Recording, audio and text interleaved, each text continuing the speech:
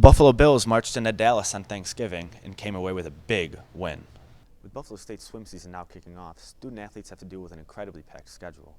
In or out, who will make the college football playoff final?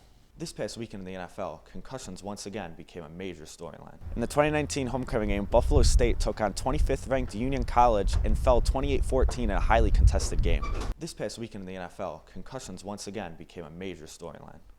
Throughout his career, linebacker Vontaze Burfict has been surrounded by controversy, escalating to a season-long suspension this past weekend for a hit on Colts tight end Jack Doyle.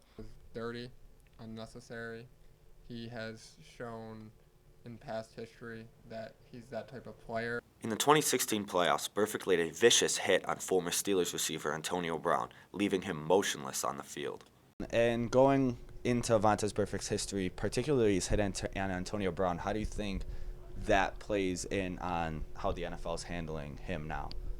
I think it's fair with his history, but for other players, I think it's up and down. The inconsistency with the suspensions is not equal or fair. Patriots cornerback Jonathan Jones has made headlines as well, as many fans are wondering how he avoided suspension for his hit to the head on Bills quarterback Josh Allen.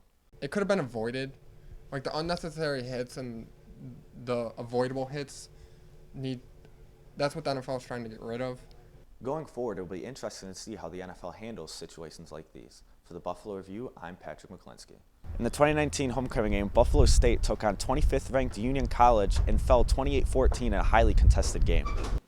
Early in the fourth quarter, Buffalo State capped off a 98-yard drive as left tackle Kyle Schrader scooped up a fumble and rumbled into the end zone.